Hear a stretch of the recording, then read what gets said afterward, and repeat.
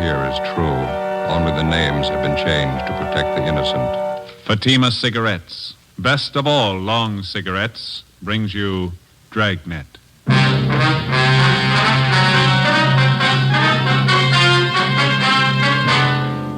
You're a detective sergeant. You're assigned a homicide detail. The life of a young woman is in danger. Anonymous letters and phone calls threaten her with murder. The notes bear the mark of a fanatic. Your job, stop them. You'll be amazed when you compare Fatima with other long cigarettes. Buy a pack of Fatimas. You'll find they now cost the same. Light a Fatima. Your first puff will tell you... Oh, that's different. Yes, what a difference. In Fatima, the difference is quality. You see, Fatima is the quality king-size cigarette because it contains the finest Turkish and domestic tobaccos superbly blended. And Fatima is extra mild with a much different, much better flavor and aroma than any other long cigarette. Because of its quality, its extra mildness, its better flavor and aroma, Fatima has more than doubled its smokers coast to coast. Try comparing Fatima yourself. Fatimas now cost the same as other long cigarettes, but your first puff will tell you... Ah, that's different. Yes, in Fatima, the difference is quality. Ask your dealer for Fatima, the quality king-size cigarette. Best of all, long cigarettes. Start enjoying Fatima tomorrow.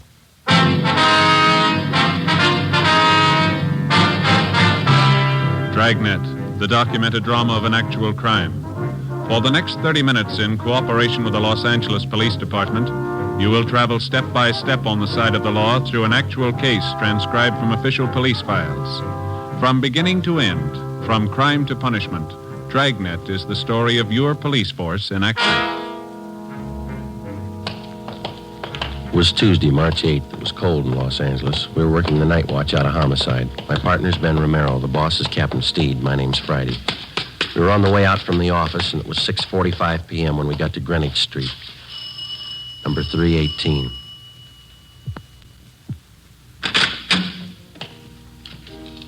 Yes, gentlemen? Police officers. Like to see Dr. Small, please. I'm Reverend Small. Won't you come in? Thank you.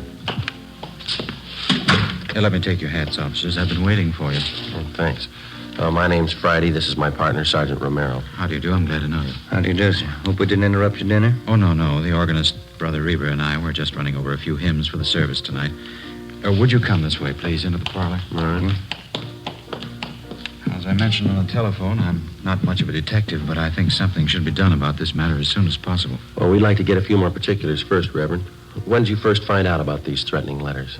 Sister Dorothy Wilson, I think I told you about her. She came here to the rectory and showed them to me. She told me she's been getting them for the last 4 days, and phone calls, too. Mm-hmm. How long have you known this Dorothy Wilson? Is she one of your regular parishioners? Well, she first joined my congregation about a month ago. She's been in regular attendance at our services ever since. Is that the church next door, joining the rectory here? Yes, that's right, Sergeant. Second Reformed Church of the Holy Book. I founded it here about 3 years ago, and I've been pastor ever since. Have you ever had this trouble before? I mean, threats against the people who join your church? No, never any trouble at all. I wonder if you have those notes that Miss Wilson's been receiving, Reverend? Yes, right here in my desk. Let me see, Yes, here are the 5 Sister Wilson got. And here are the 2 that I received. I wonder if I could look at them. Yes, surely. Here you are. Thank you. Oh, would you excuse me for a moment? It's about time for Brother Reber to get over to the church. I'd better tell him. Certainly, Reverend. Didn't mean to hold you up. No, not at all. I'll be back in just a moment. All right, sir. What do they look like, Joe? Yeah, let's see. Postmarks here are March 4th, 5th, 7th, 8th. Come from different places around town. According to the postmark, there's Long Beach, a couple from Azusa, Glendale here. No return address on any of them. This notebook paper looks like to me this one. Isn't it to you? Yeah. And there's this other one here. Looks like some kind of wrapping paper. The writing's not too bad. Let's see. According to the postmark, this is the first one they got, I guess. Let me see. Dorothy Wilson, you are a sinner and you have led a sinful life. Yet you have the nerve to come into our church and make believe you're a Christian. Spelling sure is bad. Yeah. I have been coming to our church for a long time, and it is an outrage to have you praying in our temple. If you don't get out and stay out, I'm going to make sure you're taken care of for good. Look outside. Sister in the Lord. Must be some kind of a fanatic. We better run all these through the crime lab. Yeah. This one, maybe. It's typewritten. Well, here, you read it. It's dated March 6th. Yeah, take this as a warning. Bring your sinful body to our church again, and your blood will run in the aisles. A life can be taken when God demands it. It could be yours. Sorry for the interruption, officers. A few things I had to remind Brother Reber of. Mm-hmm. Have you seen all the letters? Well, we're just checking them over, Reverend. It's certainly a terrible thing for our church. I hope we can keep the matter as quiet as possible. Yes, sir. I noticed the two different signatures on these notes. Now, half of them are signed, a sister in the Lord. Yes. And the other half are signed, it's Brother D.R. Griswold. Yes, that's right. The first letter I got was from this Brother Griswold. His are the typewritten ones. You know anyone in your congregation with that name, Reverend? D.R. Griswold? No, I checked over my list of regular parishioners twice. If there is such a man, I don't know of him. Well, we can run that name through R&I anyway, huh, Ben? Mm-hmm. Do you have any suspicions at all, Reverend? What do you mean, Sergeant? Well, I mean, can you think of anybody in your congregation who might possibly resent this Miss Wilson's joining your church, maybe? Well, no, I haven't had an opportunity to think it over in that light, but I can't imagine anybody in our group writing letters like this. What's her background, Reverend? Do you know much about her? No, she's a quiet girl. She's very religious. Works as a stenographer at an office downtown. Helps support her mother. Will she be at church tonight? Yes, she's here already, helping to set up the chairs for the service. Why, would you like to talk to her? Yes, sir, if we could. All right, let's go over to the church. There's still half an hour before services begin. All right, fine. I'll have to take these letters along with us, Reverend. We want our handwriting man to check them over? Yes, by all means. That manila envelope on the desk, you can put them in there if you like. Thank you. This one here? Yes. Okay. This way, officers.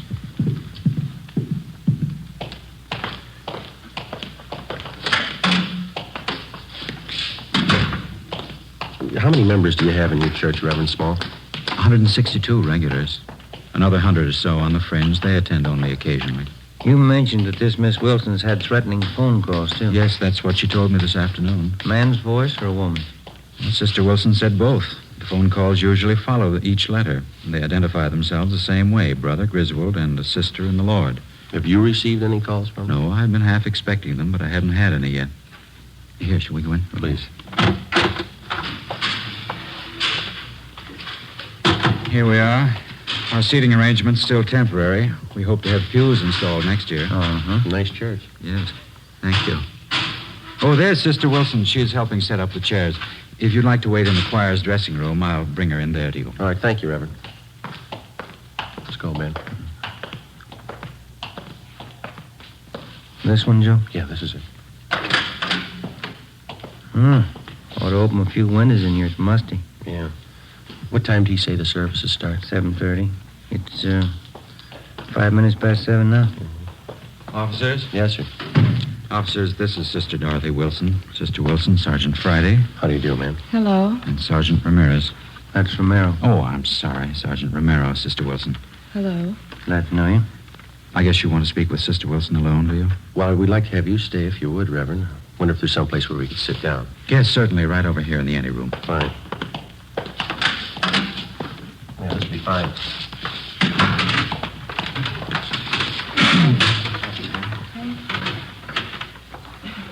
Now, Sister Wilson, there's no need to be afraid. These officers are here to help you and to protect you. See that nothing happens. Yes, Brother Small. Hold fast in the faith of the Lord, and you shall not fear. Yes, I will. You want me to tell you all about it, Sergeant, how it started? Well, if you please. Say, is it all right to smoke in here? Yes, of course. Go ahead. Anyone care for a second? No, thank you. No, thanks. Ben? Not right now. Okay, I'll leave the pack there if you want them. We've already looked over the letters that you received.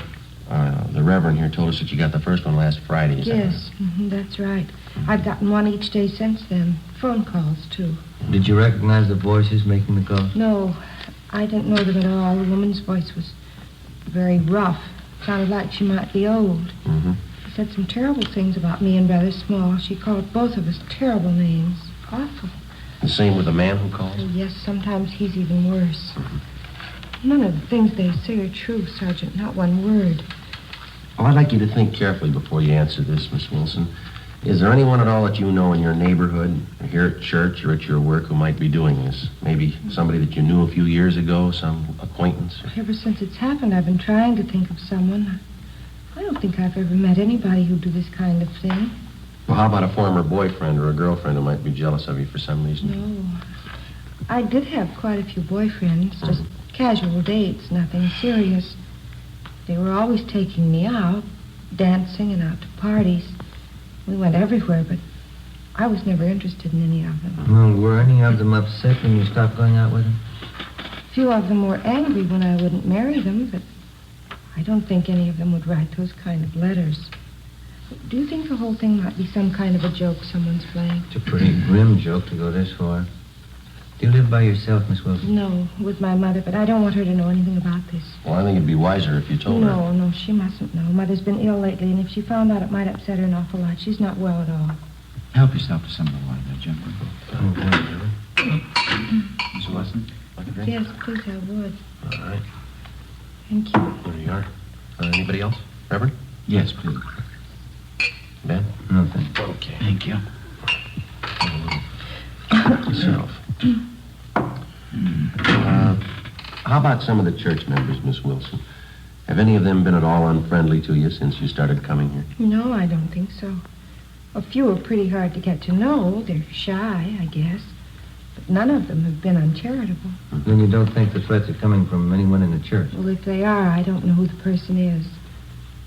The way they say all those rotten things about me. They call me a sinner and a bad woman. Well, I guess I'm a sinner, like all of us are, but I'm not a bad woman.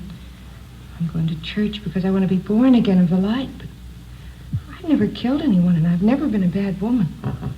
You believe me, don't you, Everett? Yes, of course I do.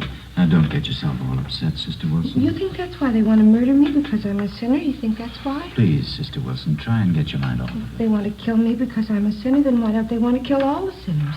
Well, you're going to have a lot of homicides if they try.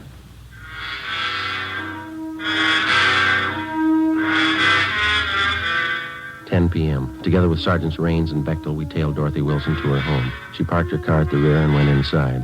A stakeout was placed on her house.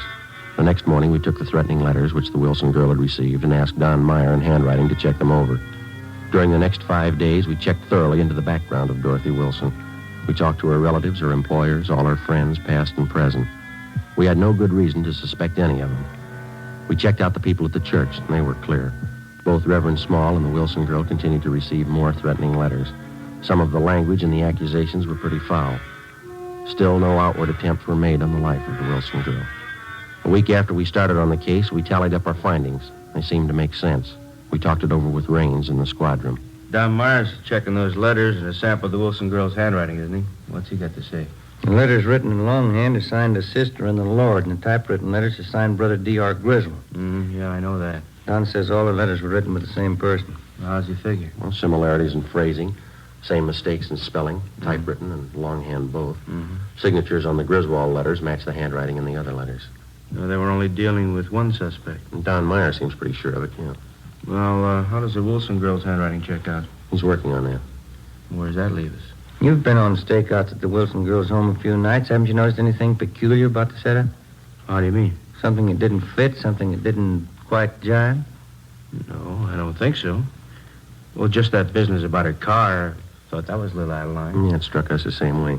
Girl always seemed frightened enough about the situation when she's around us, but when she thinks she's alone, looks to me like she takes it a little differently. Yeah. Every night when she drives home, she parks the car in that dark garage. Must be at least 50, 75 yards from her house. Yeah. I've never seen her look particularly nervous and taking that long walk to her front door. I'm sure the normal reaction for a frightened woman would be to park the car right in front of the house and then hurry inside. She hasn't done that once. How about all those friends of hers you guys checked out? Anything there? Well, we've been staked out at her house, at the church, and at work. You know that. There's not a thing. Checked with some of her ex-boyfriends, too. Nothing there? Well, the Wilson girl told us that some of the boys had proposed to her. We couldn't find one who'd admit it. They all said she was a nice girl, but they didn't propose marriage. Those threatening phone calls are another thing. Both the pastor of the church and Dorothy Wilson got letters, but only the girl received a phone call. Yeah. Well, logically, if the Reverend got the letters the same time as the girl, he should have been getting phone calls, too. He hasn't received a one. Well, it could be accidental. Whoever wants to kill the girl might figure the Reverend would recognize his voice. Well, it's possible, but you remember that story that the Wilson girl gave us about her mother. Remember that? She didn't want her to know about the letters because her mother was sick. Uh-huh. Well, we checked with her mother's doctor, and Mrs. Wilson hasn't been sick in 5 years. Yeah, how about that? What do you figure? I think the girl's a fake. Everything we knew about the case of Dorothy Wilson, everything we'd learned through questioning and observation seemed to point to one definite conclusion. Dorothy Wilson, for one reason or another, was writing the threatening letters to herself. As for the warnings that she got over the telephone, we only had her word for it. We took our findings to Captain Steed and laid out the case for him. He directed us to stay on it for a few more days until we could find enough evidence and testimony to prove out our theory. The following day, Dorothy Wilson received a letter more threatening than any of the previous ones. Reverend Small also received a copy of the same letter. Again, Don Meyer's opinion was that they were written by the same person.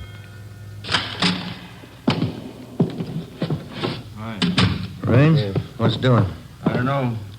Boys got any new theories? What do you mean? On the Dorothy Wilson case. Do we need one? Well, I don't think your old one's going to hold up. Why? What's the matter? She's at Georgia Street. Yeah? Somebody tried to kill her.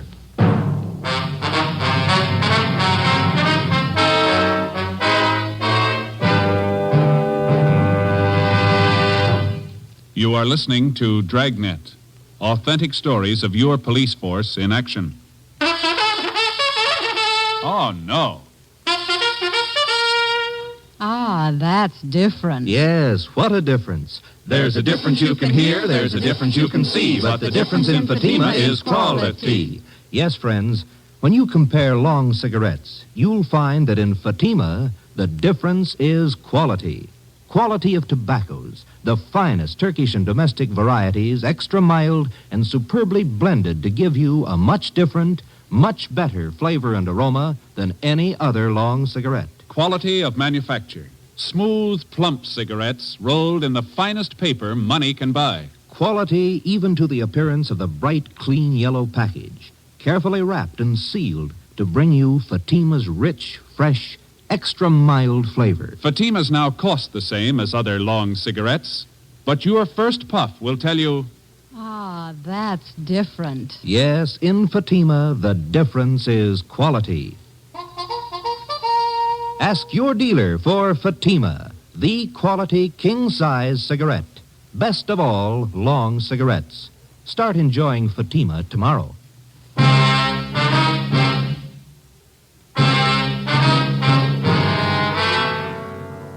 As soon as we got the report that Dorothy Wilson had been attacked by an unknown assailant, we drove to Georgia Street Receiving Hospital where she was being treated.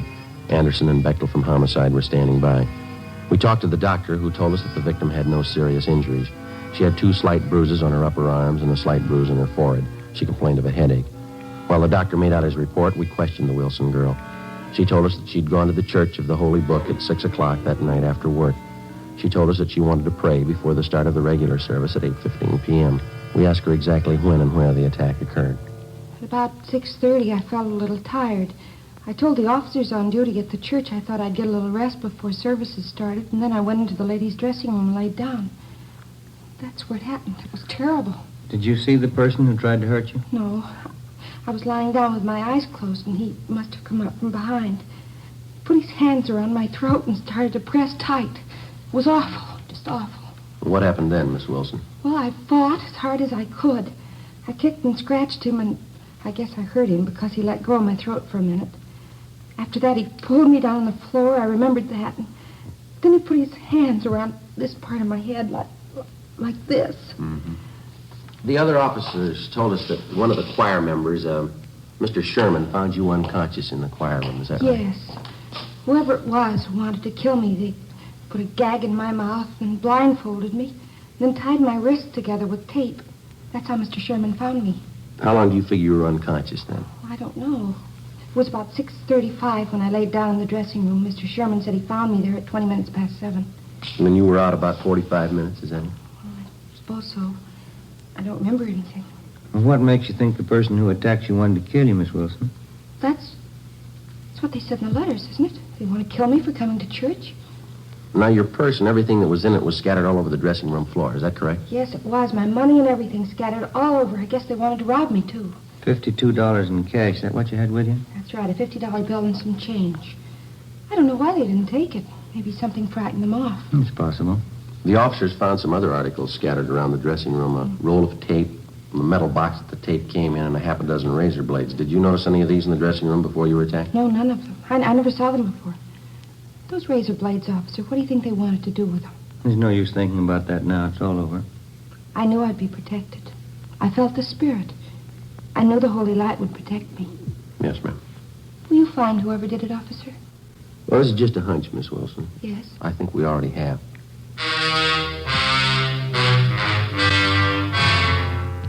Before we left Georgia Street, we talked to the doctor in charge and got a release for the patient. Dorothy Wilson agreed to drive back with us to the office to make out a crime report. On the way, she seemed to lose most of her nervousness. She was relaxed and she talked quite a bit. Religion's a great comfort to me, Sergeant. I think it's a great comfort to anybody, don't you? Yeah, I do. Maybe I'm different from most girls, but I get an awful lot out of my church. It's like Brother Small says, you have to be born again of the holy light if you really want to live. Don't you think so? That's right. I don't know what I'd do if it wasn't for my religion. No, I used to have a lot of boyfriends. Of course, I don't care for any of them anymore, but when I was younger, they were always taking me out all the time. That's so? Yes, I had a good time when I was younger, going out to dinner, dancing, parties. Fellas were taking me out all the time. Of course, that was when I was younger. You're not much over 25 now, are you, Miss I'll be Wilson? 27 in August. That's pretty old for an unmarried girl, but I'm not worried. You get interested in more important things when you get older, isn't that right? Oh, yes, that's right. I remember when I was in junior college, how boy crazy I was. I remember that junior prom I went to. Seems such a long time ago. Yeah. I had the most beautiful white dress, Sergeant, with sequins. And the skirt was all white net gathered in here at the waist, and it flared out real full. Mm-hmm. I went to the dance with one of the big football players. He looked so nice in his blue suit. His name was Stanley. Mm-hmm. I knew him for a long time. He's one of the fellows who asked me to marry him. I guess I was too particular. I just couldn't see any of them. Would you mind if I laid out a few facts for you, Miss Wilson? Well, not at all, Sergeant. Go ahead, please. Now, I'm not trying to embarrass you in any way, but since we've been on this case, we've checked with just about all the friends that you've had in the past few years, and that includes your boyfriends, of course. Oh. None of the fellows that you've mentioned say they've ever proposed marriage to you. Say they've been out with you once or twice, but that's all. Oh, well, you probably didn't talk to the right fellows. You probably got the names mixed. No, ma'am, we didn't. We talked to the right people. Well, I can't understand that. Neither can we, Miss Wilson. Well, what difference does it make anyway? I wasn't interested in them. I wouldn't have married them anyway. Going out and dancing and parties, that's all they were interested in. What reason did you have for lying to us? Parking in a car, necking with girls, trying to take advantage of them. That's all those fellows wanted. Some of the silly girls they married. Well, I don't... You discover a lot more important things when you get older, Sergeant. No, I don't think that's the point. Why did you lie to us about it? I don't know, really. Maybe I didn't have a reason. I just didn't remember right, I guess. Well, you sure you remember right about what happened tonight? What do you mean? It just happened. Of course I'm sure about it. Someone tried to kill me. Might as well park on Spring Street, Ben. It's pretty clear this time of night. Yeah, okay. Sergeant, I wish you'd tell me what you're getting at. What are you thinking? Well, there's still a few things that we're not too sure of, Miss Wilson. We'd like to clear them up. What aren't you too sure of? I told you everything I knew. I was lying down in the dressing room and somebody tried to kill me. I told you all about it. Well, you told us you were unconscious about 45 minutes, didn't Well, you? yeah, 40 or 45. No, we talked to the doctor at Georgia Street, and from the way you described the attack, it would have been just about impossible for anybody to make you unconscious that long by pressing his hands against your head. Well, like but he this, hit me on the head, too. You can see the bruise here. Well, yes, ma'am, I know, but that's very slight. The doctor says that couldn't have done it either. Just a minute, I'll get to the door here. Get you out, Miss Wilson.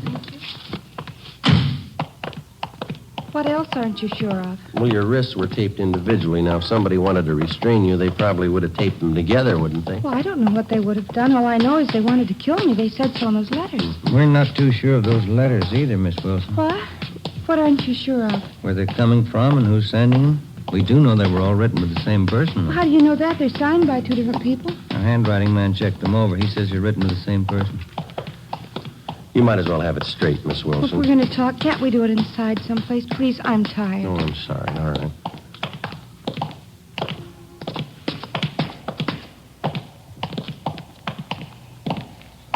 Hey, Joe. Yeah.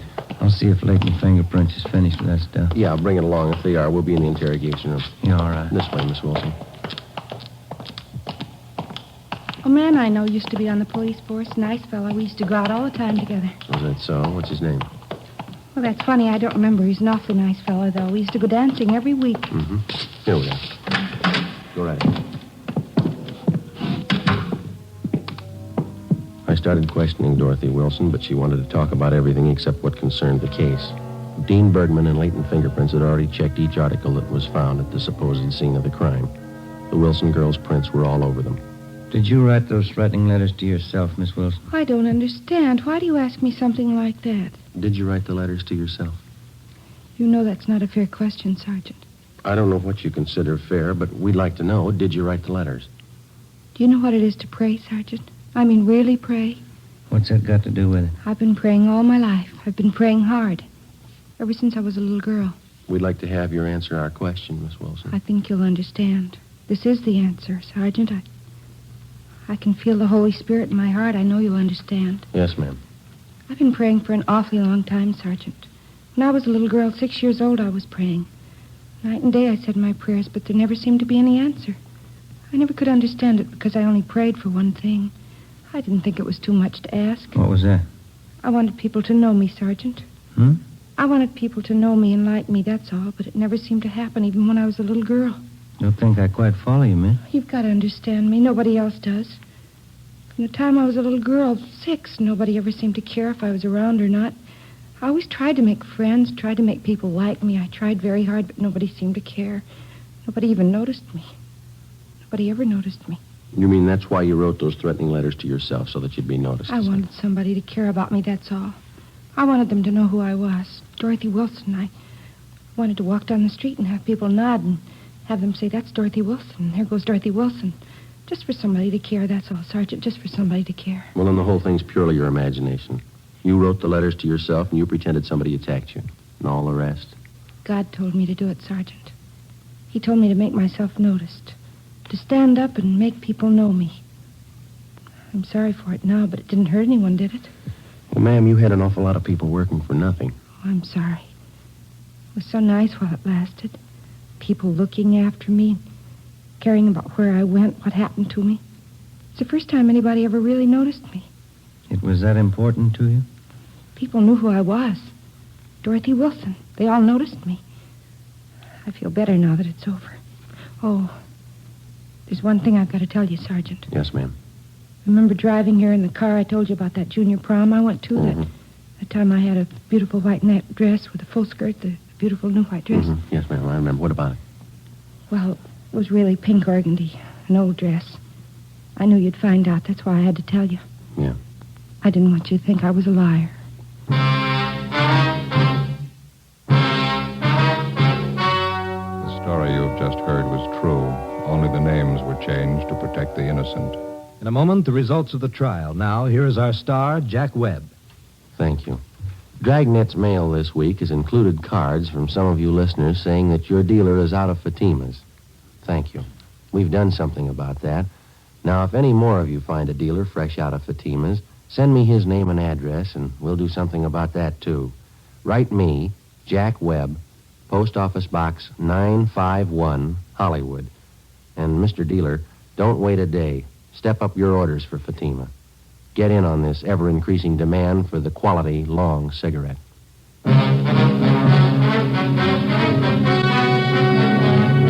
By her own admission, Dorothy Wilson was guilty of filing a false crime report, a misdemeanor. She was released into the custody of her mother. You have just heard Dragnet, a series of authentic cases transcribed from official files. Technical advice comes from the Office of Chief of Police W.H. Parker. This is NBC, the national broadcasting company.